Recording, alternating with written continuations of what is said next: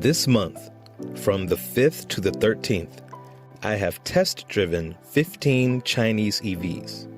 And what I've learned from this experience is China's EVs are about to be a problem. BYD has already overtaken Tesla's spot as the highest-selling EV company. And it seems, for more than a few reasons, more Chinese EVs will join that club. My wife and I want to buy a new Chinese car in July, and I have decided to test drive as many Chinese EVs or hybrids as possible before we choose what to buy. I test drove Huawei's AITO M9 and Avatar 12, the Hyper Y and Z, LiXiang's L8, and when my boss saw that I test drove that car, he let me try his L9. I also drove the Hyper GT, and the screen wasn't too friendly to our recording, as you can see.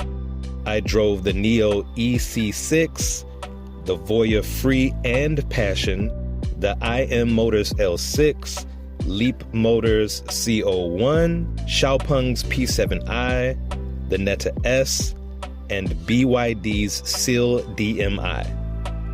Last month, I drove the NIO ET5T, and a few months prior, I tried out a friend's Geely Huayue L. I'm 42 this year, and in the 80s and 90s in America, I remember having those standardized tests that have problems like A is to B as C is to blank. So in this scenario, Luckin Cafe is to Starbucks as Chinese EVs are to what? Non-Chinese EVs. For those of you who don't know what Luckin Cafe is, it's a Chinese coffee brand that overtook Starbucks in sales here in China. And I believe just as Luckin has overtaken Starbucks, Chinese EVs have done so for the same reason: practicality. Let me explain. Many Starbucks I see have beautiful decoration, and one has a great feeling while inside. However, this adds to the cost of the coffee.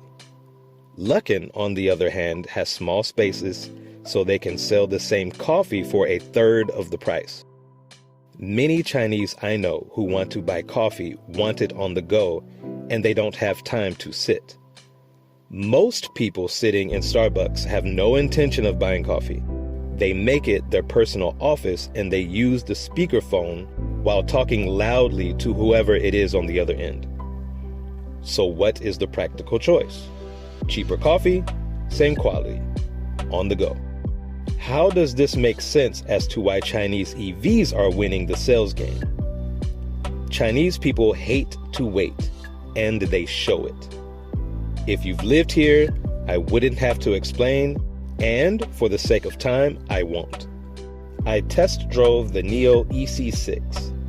While on that test drive, the sales rep asked me if I wanted to stop by a battery swapping station to try it. Of course I did, and it was a great experience. We pulled up, he tapped on the screen a few times, and automation took over. The car backed up on top of the device, and we switched batteries within 4 minutes. While we're charging, I want to ask if you can please hit the like button and subscribe. It costs you nothing, and it means a lot to me. It lets me know I'm on the right direction with this channel. And please, comment below with thoughts or suggestions on how you feel this channel can be better and other Chinese cars you would like me to walk around and test drive. All right, back to practicality.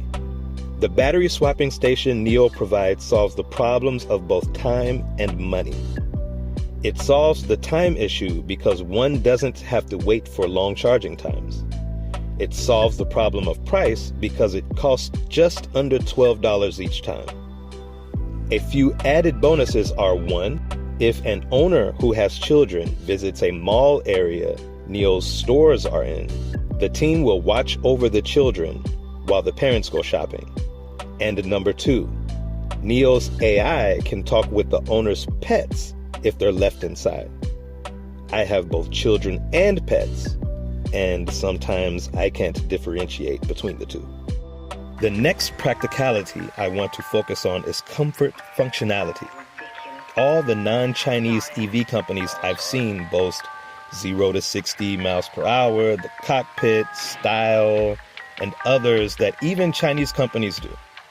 But there's one thing I think companies like Tesla forgot: Chinese Siesta Time. There's a long break in the workday from anywhere between noon and 2:30.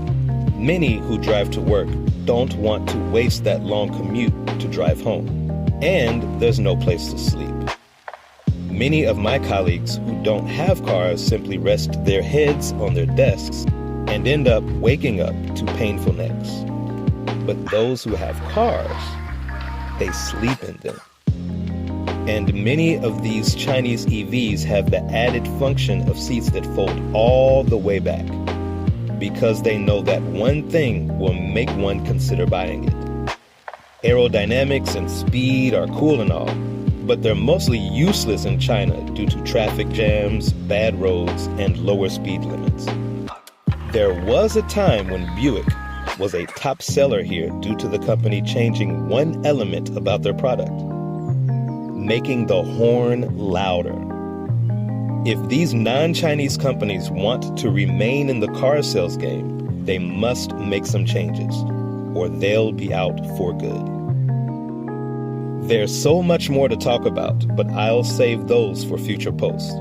I've scheduled test drives for Geely, NIO, Tank, Cherry, and others next week, so my journey continues. Remember to please subscribe and stay tuned for more. Thanks for watching, and see you soon.